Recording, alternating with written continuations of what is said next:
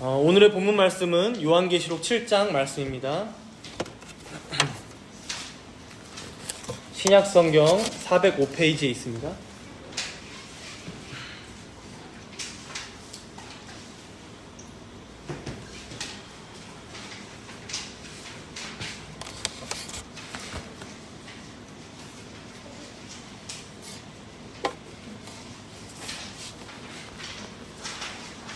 오늘의 본문 말씀은 요한계시록 7장 전체인데 봉독은 제가 7장 1절부터 12절까지만 봉독하도록 하겠습니다. 봉독합니다. 이 일 후에 내가 네 천사가 땅 네 모퉁이에 선 것을 보니 땅의 사방의 바람을 붙잡아 바람으로 하여금 땅에나 바다에나 각종 나무에 불지 못하게 하더라. 또 봄에 다른 천사가 살아계신 하나님의 인을 가지고 해 돋는 데로부터 올라와서 땅과 바다를 해롭게 할 권세를 받은 네 천사를 향하여 큰 소리로 외쳐 이르되 우리가 우리 하나님의 종들의 이마에 인치기까지 땅이나 바다나 나무들을 해하지 말라 하더라. 내가 인침을 받은 자의 수를 들으니 이스라엘 자손의 각 지파 중에서 인침을 받은 자들이 14만 4천이니 유다 지파 중에서 인침을 받은 자가 1만 2천이요 루벤 지파 중에 1만 2천이요 갓 지파 중에 1만 2천이요 아셀 지파 중에 1만 2천이요 납달리 지파 중에 1만 2천이요 므낫세 지파 중에 1만 2천이요 시므온 지파 중에 1만 2천이요 레위 지파 중에 1만 2천이요 이사갈 지파 중에 1만 2천이요 스불론 지파 중에 1만 2천이요 요셉 지파 중에 1만 2천이요 베냐민 지파 중에 인침을 받은 자가 1만 2천이라.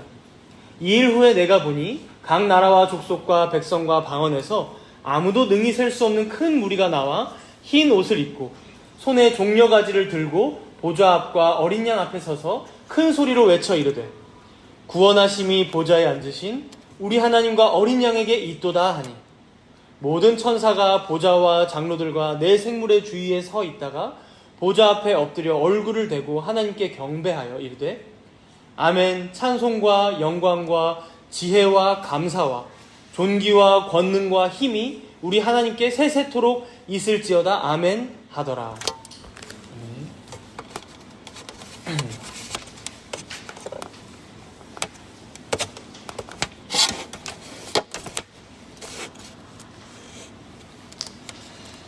오늘 본문 요한계시록 7장은 7장 1절 바로 앞에 나와 있는 6장 17절에 보시면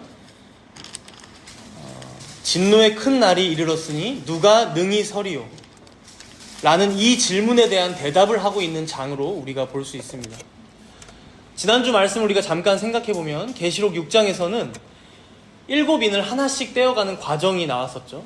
그래서 첫째 인부터 쭉 보자면 흰 말, 붉은 말, 검은 말, 청황색 말 이렇게 순서대로 넷째 인까지 나왔고 그리고 다섯째 인에서는 죽임당한 성도들의 한 맺힌 기도가 나왔고 그리고 마지막 여섯째 인을 뗐을 때는 해가 검게 변하고 달은 핏빛으로 변하고 또 별들은 하늘의 별들은 떨어지고 이런 마지막 날에 벌어질 무서운 광경도 보여줬습니다. 범죄하여 타락한 인류의 역사는 이런 여러 가지 재앙과 재난 가운데 고통받을 수밖에 없고 마지막 심판의 날마저도 믿지 않는 자들은 다 하나님 앞에서 정죄받을 것이다 라는 것을 환상 가운데 보여주는 내용이 바로 6장의 내용이었죠. 그래서 6장 마지막 17절은 이런 진노의 큰 날이 이르렀으니 그 앞에 누가 능히 서리요? 라는 임금들도 왕족들도 부한 자든 가난한 자든 아무도 그 앞에 숨을 수 없음을 선언하면서 마쳤습니다. 그런데 오늘 7장은 바로 그 질문처럼 그런 중에도 하나님의 특별하신 돌보심 가운데 보호받는 자들이 따로 있다라는 것을 기록하고 있습니다. 우리 함께 본문 3절을 한번 읽어보도록 할까요? 본문 3절입니다. 읽습니다. 이르되 우리가 우리 하나님의 종들의 이마에 인치기까지 땅이나 바다나 나무들을 해하지 말라 하더라. 지금 여기 누가 등장하고 있습니까? 이마에 인치기까지라고 이제 대상이 나오는데 바로 하나님의 종들이 나오죠. 하나님의 종들. 요즘은 이제 그런 인식이 아주 많이 줄었는데 아직도 가끔 신학교 채플이나 목사님들이 모여 계신 어떤 노회의 모임에 가면 이런 말들을 특정 목사들에게만 사용하는 걸 들을 수 있어요. 뭐 이런 거죠. 여기 모인 하나님의 종들을 붙잡아 주셔서 뭐 한국교회를 다시 회복시켜 주시옵소서, 뭐 이런 거죠. 근데 여러분, 이런 말은 되도록이면 안 쓰는 게 좋습니다. 아주 잘못된 사제주의적인 생각이에요. 지금 여기 3절에서도 보면 하나님의 종들이라고 할 때는 여러분, 목사만 얘기하고 있는 게 당연히 아닙니다. 모든 하나님의 백성들, 모든 하나님의 자녀들을 가리키면서 하나님의 종들이라고 지칭하고 있는 거예요. 우리가 우리 하나님의 종들의 이마에 인치기까지 땅이나 바다나 나무들을 해치지 말라. 결국 하나님의 종들, 내 백성들은 내가 인칠 거야. 내가 도장 찍을 거야. 그러니까 이 도장 받은, 이 인침을 받은 자들은 내 소유니까, 내 거니까 건들지 마라고 지금 말씀하고 있는 거죠. 해치지 말아라. 요즘 세상이 아무리 디지털화가 되었다고 해도 여러분, 여전히 도장이라는 것은 좀 중요한 의미를 가지고 있죠. 여러분, 인감도장 아시죠? 특히나 인감도장 잘못하다가는 집이고 땅이고 돈이고 다 날릴 수 있어요. 그렇죠? 옛날에는 그게 훨씬 더 했고요. 그래서 구약성경 아가서 8장 6절에 보면요, 이런 말씀이 있어요. 아가서 8장 6절에 보면, 너는 나를 도장같이 마음에 품고 도장같이 팔에 두라. 사랑은 죽음같이 강하고 질투는 스올같이 잔인하며 불길같이 일어나니 그 기세가 여호와의 불과 같으니라. 그러니까 예로부터 이 도장, 이 인장은 소유를 상징하는 물건이었어요. 소유. 이 도장을 갖고 있다는 것은 그 사람을 내가 품고 있다는 의미입니다. 누군가에게 자신의 도장을 줬다, 자신의 인을 쳤다, 이거는 너는 누구도 부인할 수 없는 나의 소유야, 내 거야 라는 의미예요. 그리고 지금 하나님께서 뭐라고 말씀하십니까? 이 도장에 담긴 사랑이 얼마나 강한지 죽음같이 강하다. 그리고 질투는 수올같이 잔인하며 불길같이 일어나니 여호와의 불이 바로 그와 같다라고 말씀합니다. 그래서 오늘 본문에 하나님께서 하나님의 종들, 내 백성의 인을 치셨다라는 것은 바로 이러한 불같은 사랑으로 우리 한 명 한 명을 자신의 소유로 삼으셨다라는 의미입니다. 죽음보다 강한 그 사랑으로, 스올같이 잔인한 그 질투로 여러분들 한 명 한 명을 절대로 누군가에게 빼앗기지 않겠다라는 선언이 바로 인침입니다. 인침. 그래서 하나님께서 이런 이들을 어떻게 대하시는지 우리 본문 1절에 나오는데요. 본문 1절을 함께 읽어볼까요? 요한계시록 7장 1절입니다. 이 일 후에 내가 내 천사가 땅 내 모퉁이에 선 것을 보니 땅의 사방의 바람을 붙잡아 바람으로 하여금 땅에나 바다에나 각종 나무에 불지 못하게 하더라. 보통 바람이라고 하면 요즘 같은 여름에는 반갑죠. 시원하니까. 물론 비바람 말고 무더운 날 시원하게 불어오는 바람이죠. 그런데 겨울만 생각해봐도요, 여러분, 날씨가 영하로 내려갔는데 맞바람이 쳐온다. 이건 칼바람, 그렇죠? 견디기 힘든 바람입니다. 보통 지금 이스라엘 지역에서도 바람이라고 할 때는요, 아주 뜨거운 바람을 얘기합니다. 그래서 이 뜨거운 바람이 동풍이 쳐버리면 나무나 작물이나 다 말라 비틀어지는 그야말로 죽음의 바람을 의미해요. 파괴와 재앙을 상징하는 바람입니다. 지금 그런 바람을 하나님께서 내 모퉁이에 선 천사들을 통해서 사방, 동서남북 사방에서 불어오고 있는 그 바람을 붙잡아 두고 계신다라는 거예요. 그 파멸과 재앙의 바람이 자신이 도장 찍은, 자신이 인친 자신의 백성들을 해하지 못하도록 돌보신다라는 말씀이죠. 물론 여러분, 우리가 살아보면 알지만 이런 인생의 풍파, 인생의 바람이 하나도 안 불어오지는 않죠, 사실. 그렇죠? 우리가 흔히 이제 비유하기로는. 그러나 여기서 말하는 이 바람은요, 조금 다른 차원의 바람으로 이해해야 돼요. 앞에 6장에서 첫째 인부터 여섯째 인까지 뗐을 때 나오는 그런 재앙들을 의미합니다. 완전히 한 인생을, 한 영혼을 파괴시키는 재앙, 죄인을 완전히 정죄해서 멸망시키는 재앙을 의미해요.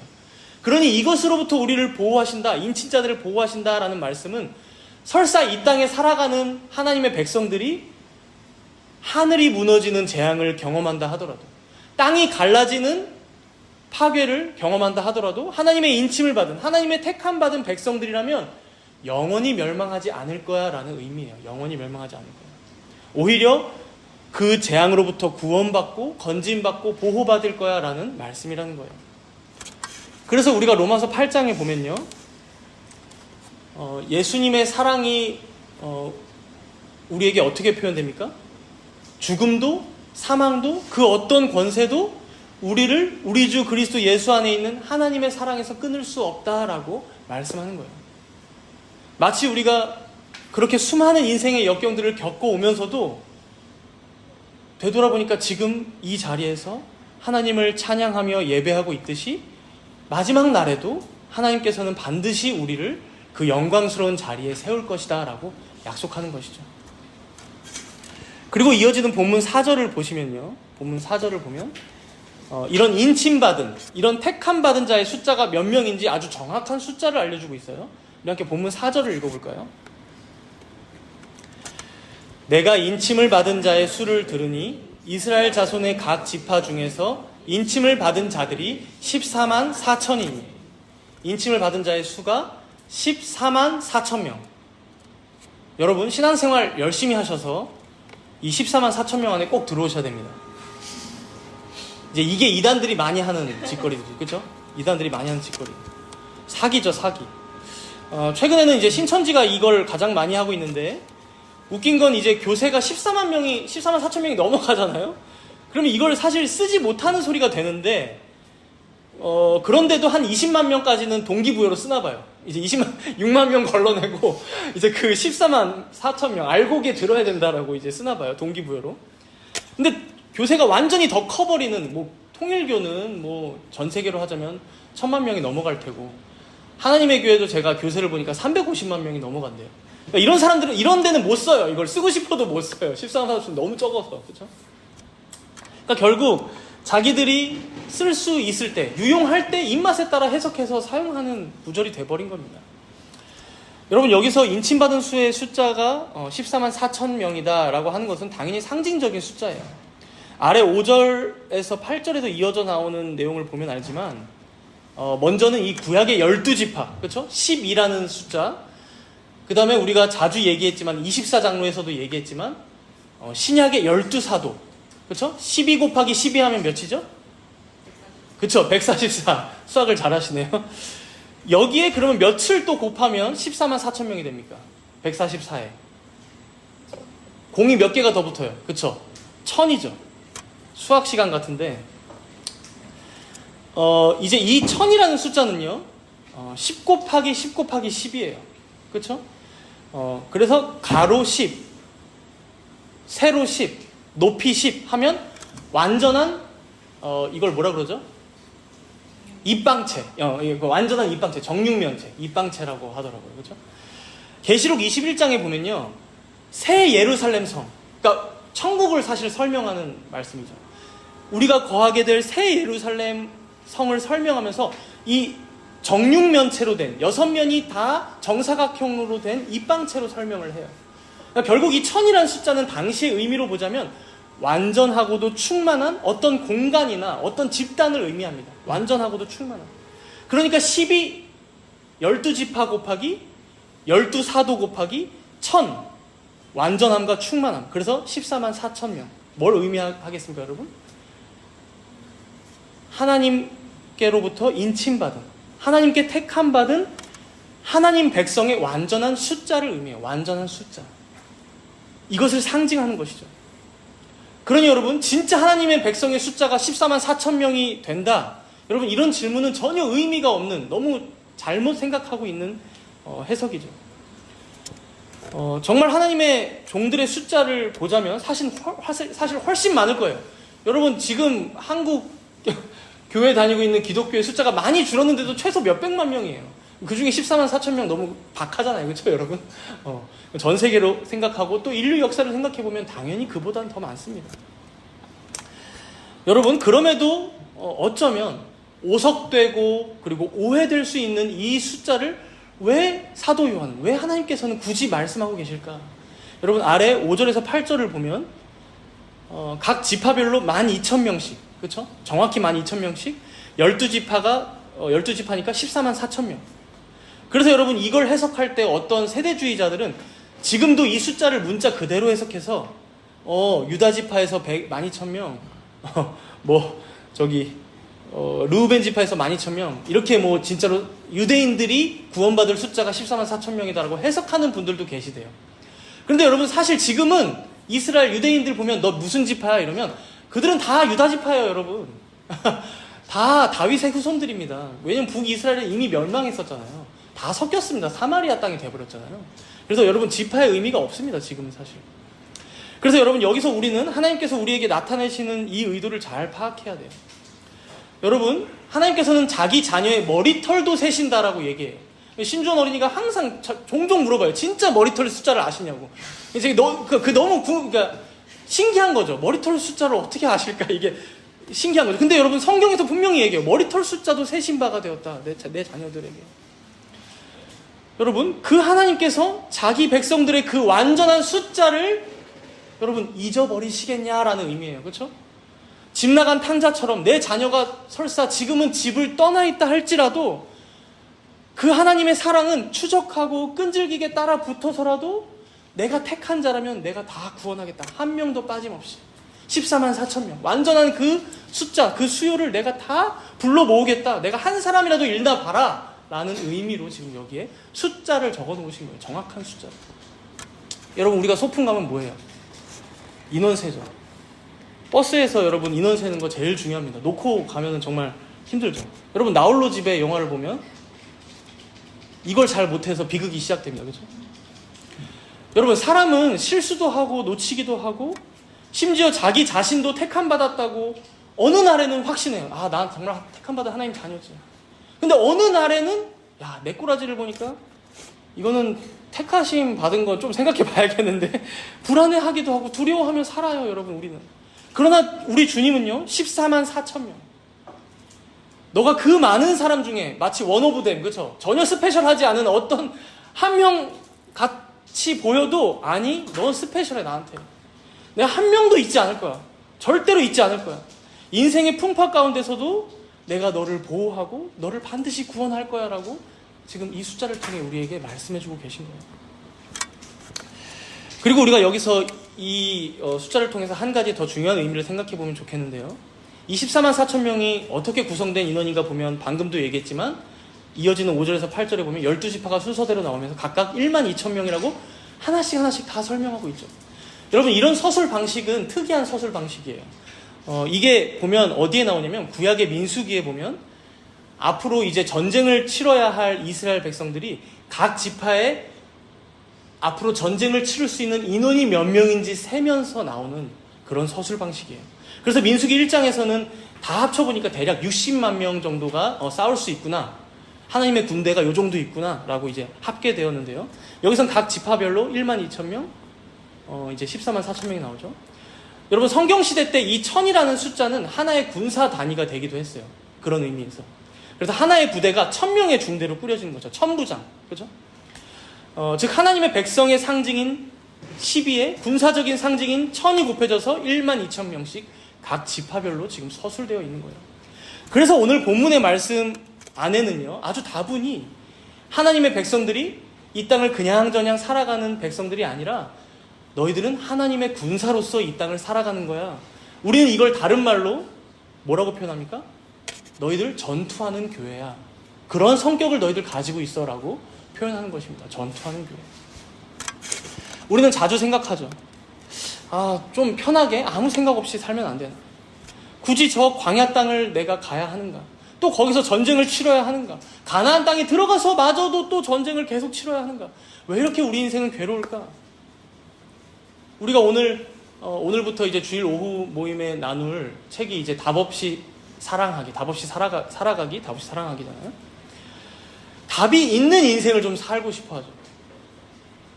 항상 질문을 던져요. 이거는 왜 이럴까? 저거는 왜 이럴까? 이거에는 답이 있을까? 이거는 내가 좀 정답을 알고 싶은데, 좀 속 시원하게 살고 싶은데, 우리는 끝까지 답이 없는 인생을 살아간다. 라는 게 사실 그 책의 결론이에요. 답이 나오는 책이 아닙니다, 여러분. 결국 여러분, 이걸 조금 다른 말로 오늘 본문에 적용해보자면 끝까지 전투하는 교회로 이 땅을 살아간다라는 의미입니다. 물론 이것이 진짜 피를 흘리는 싸움은 아니죠. 사도 바울도 말씀했듯이 우리의 씨름은 혈과 육을 상대하는 게 아니기 때문입니다. 진짜 칼을 들고 나가서 피를 보는, 낭자하게 피가 튀는 그런 싸움이 아니라 우리의 싸움은 이 어둠의 세상 주관자들, 그리고 하늘에 있는 악의 영들을 상대하는 싸움이라고 사도 바울이 얘기합니다. 그래서 어떤가요? 여러분, 21세기의 악한 영들은 우리를 총이나 칼로 위협하지 않습니다. 물론 때로는 인류 역사 속에 불로 태워버리고 칼로 몸을 찢어버리고 총으로 죽이면서 위협했던 때도 있었지만, 지금도 지구촌 어느 곳에서는 그런 일이 벌어질지 모르겠지만, 여러분, 일단 우리 한국 땅은 아닌 것 같아요. 그렇죠? 사우스 코리아? 남한 땅은 아닌 것 같아요. 여러분, 그들은 우리를 무엇으로 위협합니까? 돈으로 위협하죠. 돈으로. 너 돈 더 많이 벌려면 예수 제대로 믿지 마. 대충 믿어. 혹은 교회 나가지 마. 혹은 관계로 위협해요. 너 화목한 가정 이루고 싶니? 그럼 교회에 헌신하지 마. 하나님 위해서 살기보다 가족들 위해서만 살아. 세상의 어떤 권세나 성공으로 위협해요. 너 세상에서 성공하고 싶어? 한자리에 앉아서 영향력 좀 끼치며 살고 싶어? 그럼 때로는 하나님 말씀도 좀 어기고 타협보고 외면하고 그렇게 세상에 맞춰서 살아가야 돼. 여러분, 이런 우리의 싸움이 힘든 이유가 무엇입니까? 여러분, 이런 유혹은요, 눈에 보이지 않게 은밀히 다가오기 때문입니다. 쟤도 모르고 저도 몰라요, 사실. 잘 몰라요. 외면하면 할 수 있으면 할 수 있어요, 여러분. 은밀히 다가와요. 남들 눈에 띄지도 않고요, 귀에는 잘 들리지도 않는 것 같아요. 은밀히. 마치 하와가 뱀에게 속아서 첫 범죄를 아담과 함께 시작했던 것처럼 죄의 유혹들은 아주 조용히 은밀하게 찾아온다는 거예요. 그래서 사도 바울은 이런 전투하는 교회로서의 성도들에게, 이런 하나님의 군사들에게 이렇게 권면했죠. 우리 에베소서 6장 말씀을 한번 찾아볼까요? 에베소서 6장 말씀입니다. 신약 성경 316페이지에 위치해 있어요. 에베소서 6장. 이건 한번 찾아서 읽어봅시다.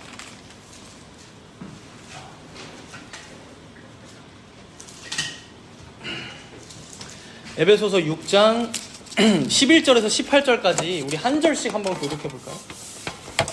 제가 먼저 교독하겠습니다. 11절부터. 마귀의 관계를 능히 대적하기 위하여 하나님의 전신갑주를 입으라. 통치자들과 권세자들과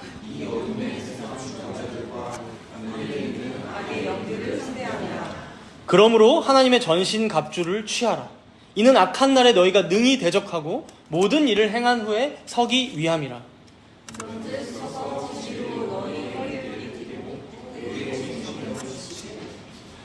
평안의 복음이 준비한 것으로 신을 신고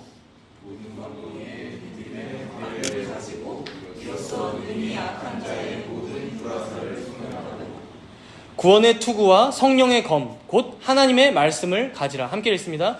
모든 기도와 간구를 하되 항상 성령 안에서 기도하고 이를 위하여 깨어 구하기를 항상 힘쓰며 여러 성도를 위하여 구하라. 아멘. 여러분, 우리가 하나님의 군사라면, 전투하는 교회라면 마땅히 하나님의 전신갑주를 취해야 한다, 입어야 한다라고 말씀하는 거예요. 지금 전신갑주의 종류가 뭐가 나옵니까? 먼저 진리로 허리띠를 동이라.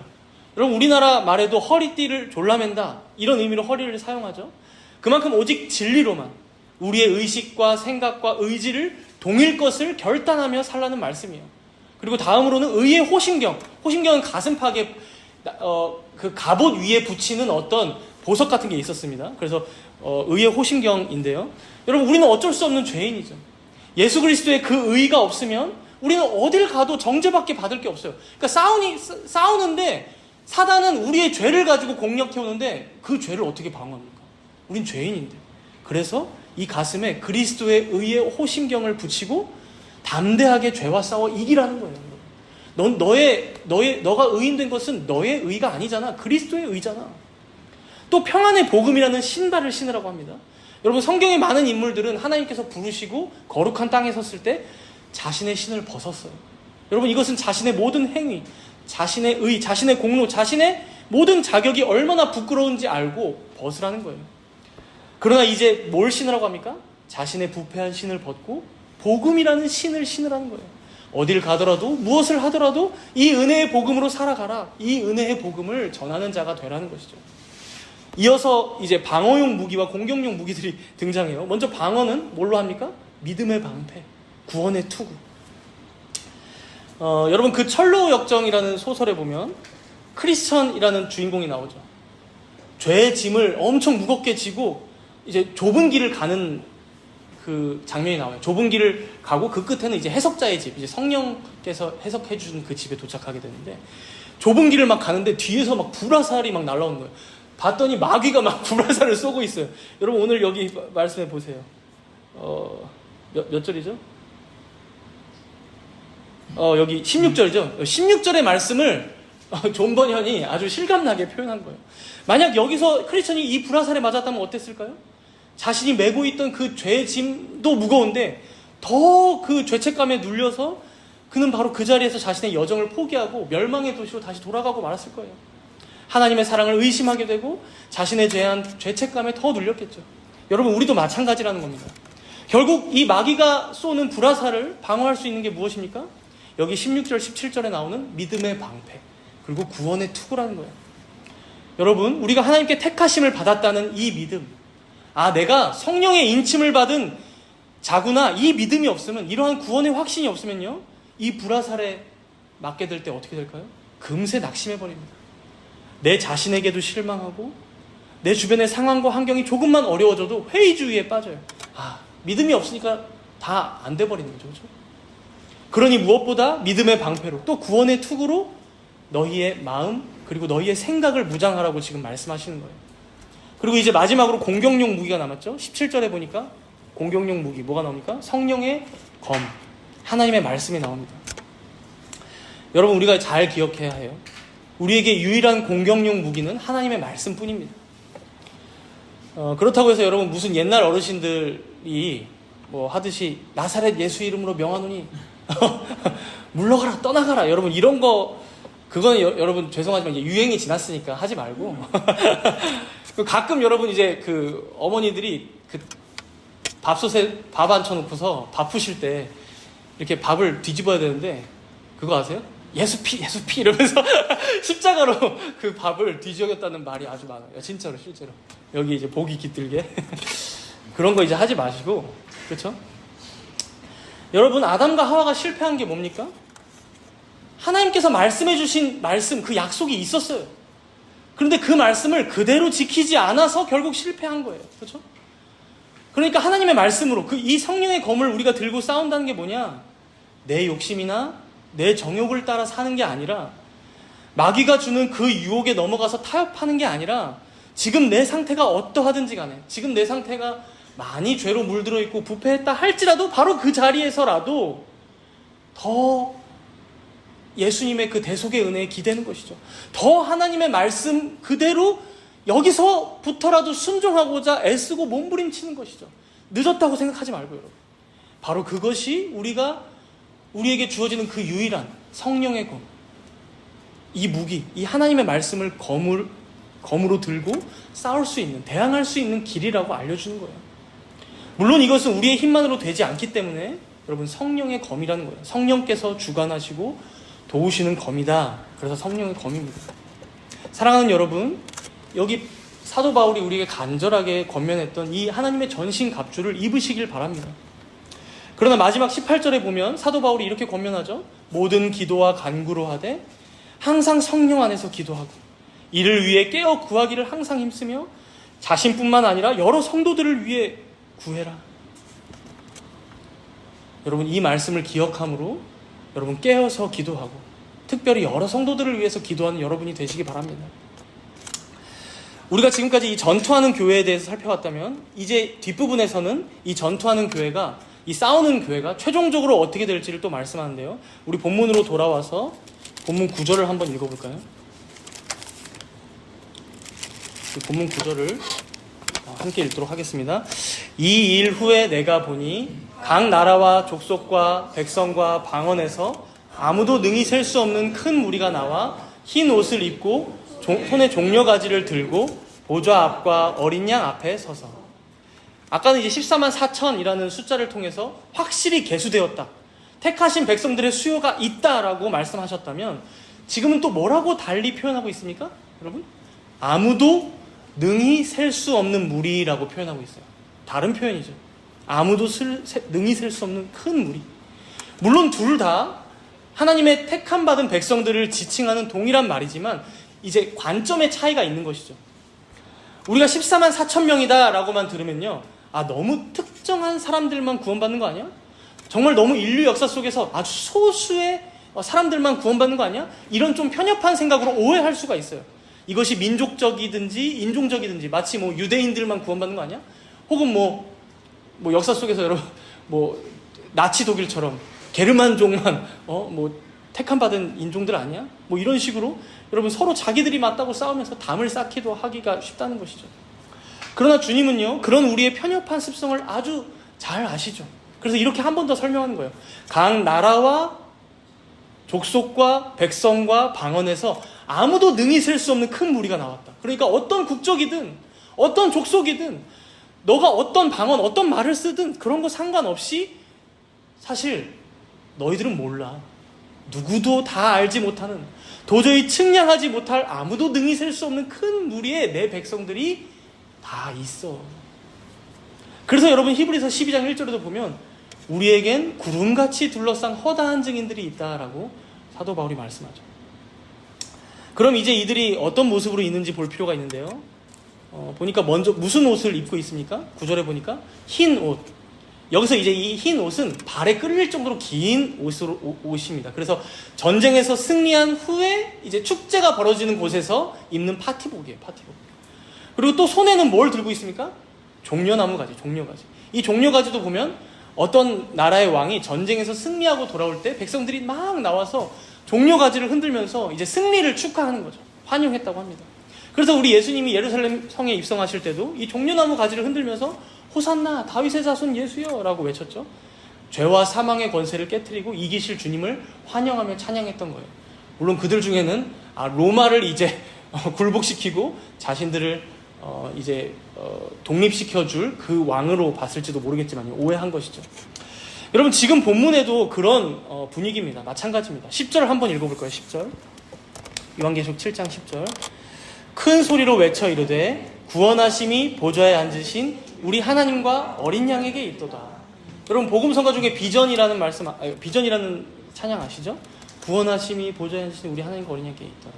후렴에 딱 이 말씀을 가져다가 아주 가사를 잘 넣은 찬양입니다. 여러분, 아까 전투하는 교회와 지금 이렇게 하늘에서 찬양하는 이 무리들의 모습을 합쳐서 한번 종합해 볼까요? 먼저 우리가 이 땅을 살아갈 때는 우리의 전투가 아주 치열할 거라는 거예요. 때로는 지난할 거라는 거예요. 우리가 이 인생을 살아보면서 계속해서 더더욱 느끼는 게 뭐예요? 이 인생이 참 만만치 않다는 것이죠. 그러나 오늘 본문은 어떤 모습까지 알려주고 있냐면 지상에서는 그토록 치열하게 전투하며 싸우는 교회로 살아가겠지만 결국 천상에서는 이미 승리하여 주님께 찬양하고 있는 승리하는 교회로서 살아가게 될 것이라고 말씀하는 거예요. 승리하는 교회. 그러니까 전투하는 교회로서 이 땅을 살아간다면 결국 그날에는 승리하는 교회로 설 것이다. 그리고 지금 천상에는 이미 승리하는 교회가 있어. 바로 그것이 우리의 결국이고 우리가 갈 영광스러운 자리야 라고 말씀하는 거예요. 그래서 오늘 말씀처럼 오직 구원하심이 우리 하나님과 어린 양께 있습니다 라고 영원히 찬양하게 될 거예요.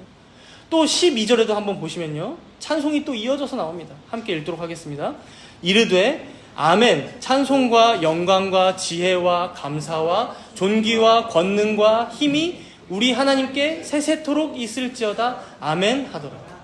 여러분, 시작하면서 아멘, 끝나면서 아멘. 거짓이 없는 참되고 확실한 말씀이다라는 건데요. 찬송과 영광과 지혜 쭉 나오는데 여러분, 여기 이 찬송, 영광, 지혜, 감사, 존귀, 권능, 힘 이 앞에 그 헬라어로 보면 다 정관사 해가 붙어 있어요. 정관사가 뭡니까? 그래서 번역해보자면 그 찬송과 그 영광과 그 지혜와 그 감사와 그 존귀와 그 권능과 그 힘이 우리 하나님께 세세토록 있을지어다. 여러분, 우리를 구원하시는 것은 오직 우리 하나님과 어린 양이 하시는 것이죠. 그리고 무엇으로 구원하셨나 보니 그 영광, 그 지혜, 그 존귀, 그 권능, 그 힘으로 이루셨다는 거예요. 모든 것이 하나님께서 가지신 그 성품과 능력과 지혜로만 이루어진 구원드림을 승리하는 교회의 무리들 모두가 모여서 하나님의 존전 앞에서 영원히 찬양할 거야 라는 것을 보여주는 것입니다. 여러분, 사도행전 13장 48절에 보면 이런 말씀이 있어요. 이방인들이 듣고 기뻐하여 하나님의 말씀을 찬송하며 영생을 주시기로 작정된 자는 다 믿더라. 영생을 주시기로 작정된 자는 다 믿더라. 이게 바나바와 사울이 전도 여행 다닐 때 말씀인데요. 여러분, 당시 이들이 가서 복음을 전했던 지역은 복음을 정말로 안 받아들이는, 그래서 실제로 그 13장 말씀 안에서도 바나바와 사울이 계속해서 핍박받는 장면이 나오는 그런 지역이었습니다. 그러나 여러분, 그런 지역에서도 지금 뭐라고 말씀하고 계세요? 영생 주시기로 작정된 자가 거기 있었고 그들은 다 믿었다는 거예요. 사랑하는 성도 여러분, 하나님의 작정에는요, 실수나 오차가 없습니다. 하나님께서 자기 자녀로, 자기 백성으로 삼기로 작정하셨으면 다 믿게 하십니다. 여러분, 그래서 저는 믿어요. 하나님께서는 자신이 사랑하시는 자녀들을 특별히 교회로 불러 모으실 것입니다. 그리고 그들에게 믿음을 주시고 자신들의 신앙을 고백하게 하시며, 그리고 교회의 다스림 안에서 세례도 받게 하시고, 이어서 성찬에도 참여하게 하시고, 또 매주 말씀도 듣게 하셔서 하루하루 또 한 주 한 주가 가면 갈수록 거룩하게 자신의 백성들을 성화시켜 나가실 것을 여러분 믿습니다. 그러니 여러분들 자신도 종종 여러분 자신을 볼 때 나를 택하셨다는 확신도, 혹은 내가 예수를 믿는다는 그 믿음도 흔들릴 때가 많을 수 있어요. 그러나 여러분들의 그 갈대 같은 믿음보다도 더 확실한 증거가 있는데요. 바로 여러분들이 지금 여기 이 자리에 하나님의 특별한 보호와 섭리가 있는 이 교회에 함께 하고 있다는 사실입니다. 그러니 여러분, 다른 걱정이나 염려나 두려움보다는 그저 하나님께서 여러분들을 너무도 사랑하신다는 그 복음을 받아들이시기 바랍니다. 이 값없는 은혜의 복음을 받아들이세요. 여러분들을 얼마나 사랑하셨으면 자기 아들을 죽기까지, 다 내어주시기까지 사랑하셨는가. 여러분, 그 사랑을 잠잠히 묵상하면서 그저 받아들이세요. 여러분, 왜냐하면 값없는 은혜거든요. 여러분들한테 뭘 요구하지 않습니다. 그리고 바로 그 믿음을 여러분들의 방패로 삼으시길 바랍니다. 방패로. 그리고 이 구원을 여러분들의 투구로 삼으시길 바랍니다. 그렇게 여러분들의 생각과 마음을 매일같이 지켜나가세요. 나 자신은 내가 생각하면 멸망받아도 싸지. 구원, 천국 그런 거 잘 모르겠고 그냥 지옥 갈 것 같은데, 그런 생각으로부터 여러분들을 지키세요. 여러분들의 마음과 생각을. 이 복음을 여러분들의 약속으로 붙잡아서, 이 말씀을 성령의 검으로 붙잡아서 여러분 그 말씀 앞에 순종하십시오. 복종하십시오. 그래서 사단 마귀의 유혹이나 미혹이나 상소하는 그 정죄의 속삭임을 여러분 싸워서 이기시길 바랍니다. 하나님께서는 여러분들이 이 마음을 가지고 살아갈 때에 돕겠다라고 성경 곳곳에서 약속하십니다. 그리고 지금도 여러분들을 위해서 하늘보좌 우편에서 우리의 어린 양 되신 예수님께서 중보기도 하고 계십니다. 또한 성령 하나님께서 여러분들을 위해 탄식하며 기도하시며 돌보고 계십니다. 결국 이 땅에서 치열하게 전투하는 교회로 살아가는 여러분들을 결국엔 승리하는 교회로 하나님께서는 이끄실 거예요. 그리고 이런 우리에게 마지막 날에 주어질 복이 무엇인지 오늘 본문 마지막 16절과 17절은 이렇게 말씀하는데요. 우리 계시록 7장 16절 17절 읽고 마치도록 해볼까요? 16절 17절입니다. 그들이 다시는 줄이지도 아니하며 목마르지도 아니하고 해나 아무 뜨거운 기운에 상하지도 아니하리니 이는 보좌 가운데에 계신 어린 양이 그들의 목자가 되사 생명수 샘으로 인도하시고 하나님께서 그들의 눈에서 모든 눈물을 씻어 주실 것임이라. 다시는 줄이지도 목마르지도 상하지도 않을 거라고 말씀하세요. 어떻게 그렇습니까? 여러분, 우리의 어린 양 되신 예수님은 이 땅에서만 우리의 목자 되신 게 아니에요. 지금도 우리의 목자로서 쉴만한 물과 푸른 초장으로 인도하시지만, 원수의 목전에서 상을 베푸시고 사망의 골짜기 가운데에서도 함께 하시지만, 여러분 17절에 뭐라고 얘기하세요? 보좌 가운데에 계신 어린 양이 그들의 목자가 되사. 여러분, 그날에도 우리의 목자 되신 예수님은 우리의 목자가 되시며 어쩌면 거기서 비로소 목자 되신 우리 예수님의 그 구원이 완성된다는 거예요. 생명수 샘으로 인도하사 우리의 눈에 있는 모든 눈물을 씻겨주신다는 거예요. 사랑하는 여러분, 결국 우리는 이 땅에서 무엇을 하고 있습니까? 이 목자 되신 예수님을 따르는 삶을 훈련하고 있는 것입니다. 영원히 따르게 될 그 목자이신 예수님, 그 어린 양을 따르는 훈련을 지금 이 자리에서부터 하고 있는 거예요. 영원히 그가 우리의 목자가 되실 것이기 때문이죠. 여러분, 그를 따라갈 때 우리는 줄이지 않음을 믿으시기 바랍니다. 목마르지 않음을 믿으시기 바랍니다. 항상 이 땅에서 마저도 승리할 수 있음을 여러분들 꼭 기억하시기 바랍니다. 영원한 만족과 행복은 오직 그 목자이신 어린 양에게만 있음을 기억하시면서 이 땅에서의 전투를 포기하지 말고 하나님의 전신갑주를 취함으로 날마다 승리하시는 여러분들 되시기를 바랍니다. 우리 함께 기도하도록 하겠습니다.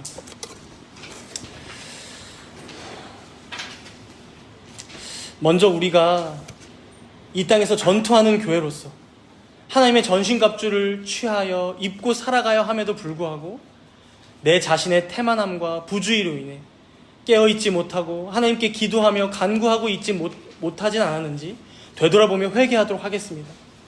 그리고 오늘 말씀처럼 우리가 14만 4천 명의 택하신 자들이라면 우리는 이 땅에서 하나님의 군사로서 살아가고 있음을 기억해야 할 것입니다. 진리의 허리띠를 동이고 의의 호심경을 붙이고 복음의 신을 신고 믿음의 방패와 구원의 투구, 성령의 검으로 악한 영들과 싸우며 내 안의 죄와 전투하며 살아가는 우리 모두가 되게 해달라고 기도합시다. 또한 이처럼 부족하고 연약한 우리들임에도 불구하고 마지막 날 그 허다한 구름과 같은 증인들과 함께 능히 셀 수 없는 큰 무리 하나님의 백성으로 온전히 삼아주신다 약속하셨습니다. 우리 이 약속을 온전히 붙들고 불안해하며 두려워하기보다 어린 양 되신 우리의 목자 되신 예수님을 따르며 그 주님께 영광 돌리며 사는 삶을 살아가게 해달라고 우리 하나님께 간절히 간구하며 기도하도록 하겠습니다. 주님 감사합니다. 주님께서 우리를 이 땅 가운데 전투하는 부르셨음을 기억합니다. 하나님의 군사로서 이 땅을 항상 살아가게 하셨음을 기억합니다. 주여, 그 전투가 그 싸움에 우리에게 훈련이 되는 동안 우리가 믿습니다. 우리의 어린 되신 우리의 목자 되신 예수님을 따르는 삶을 여기서부터 우리가 훈련하고 있는 줄 믿습니다. 영원히 우리의 목자 되신 주님을 따라가는 삶을 우리가 이 땅에서 살아가기를 원합니다. 주여, 그러하기 위해서 우리가 전신갑주가 필요합니다. 우리의 가슴 가운데 의의 호심경을 붙이고 권의 투구를 쓰고 믿음의 방패를 들고 또한 성령의 검으로 악한 영들과 싸우는 이기는 자들로 주님께서 세우실 줄 믿사오니 주여, 우리가 온전히 날마다 하나님만을 바라보며 우리는 죄인이고 우리는 타락하고 우리는 불패할 수 없는 모든 것들을 성령 하나님께서 도우실 때 할 수 있어 목자 되신 예수님을 따를 때 할 수 있어 하나님께서 능력 주실 때 할 수 있어 우리가 삼위 하나님만을 온전히 바라보며 주님께서 주시는 능력 가운데 날마다 생명을 살아가는 우리 모두가 되게 해주셔서 특별히 정답은 교회 성도들 가운데 이 은혜를 허락하여 주시사 교회로서 성도로서 이 땅을 살아갈 때에 주님께서 주시는 은혜 가운데 날마다 승리하며 살아갈 수 있고 그래야 외롭다 지만 또한 남자되면 그 은혜를 누리며 또 거룩하게 살아서 전해갈 수 있는 자를 되게 하여 주시옵소서. 이 모든 것들이 하나님께로부터 오는 온전히 기억하고 모든 사람을 위해서 되게 하여 주옵소서. 아멘. 찬송과 영광과 지혜와 감사와 존귀와 권능과 힘이 우리 하나님께 세세토록 있을지어다. 아멘. 전능하시고 존귀하신 하나님 아버지, 우리가 인생을 살아가다 보면 매일같이 풍파가 없는 날이 없고 매해마다 위기를 겪지 않을 때가 없으며 재난과 고난과 문제들은 우리 인생 가운데 어찌나 시시때때로 찾아오는지 우리의 마음을 참으로 불안하게 하고 답 없는 이 인생을 언제까지 살아가야 할까 탄식하며 살아갈 때가 참으로 많습니다. 그럼에도 주님, 오늘 말씀을 통해 우리가 보았습니다. 그러한 풍파들은 결단코 우리의 영혼을 영원히 멸망시키는 바람이 될 수 없음을, 그런 파멸과 재앙의 바람을 우리 하나님께서는 친히 붙들고 계시며 자신이 인친 자신의 백성들에게는 엄습할 수 없도록 다 보호하고 계심을 보았습니다. 그렇기 때문에 설사 우리의 목숨이 다하는 그날이 온다 하여도 그것은 우리 주님이 사랑하시는 우리를 부르시기 때문이지 우리가 멸망당하는 날이 아님을 우리가 말씀을 통해 확인합니다. 주여, 우리가 이 택하심과 부르심의 믿음을 굳건하게 함으로 이 험한 세상을 담대하게 이기며 살아가게 하여 주시옵소서. 우리의 매일은 전투하는 교회일지 모르나 그것조차도 얼마나 영광스러운 우리의 특권인지를 깨닫게 하시고 장차 승리하는 교회로 하나님의 존전 앞에 서서 영원히 삼위 하나님을 찬양할 그날을 바라보며 영원히 우리의 목자 되신 주님을 따르는 그 날들을 바라보며 이 땅에서의 날들을 잘 견디고 승리하는 우리 모두가 되게 하여 주시옵소서. 다시는 우리를 줄이게 하지 않으시겠다, 목마르지 않게 하겠다, 상하지도 않게 하겠다고 약속하신 우리 주 예수 그리스도의 이름으로 기도드리옵나이다. 아멘.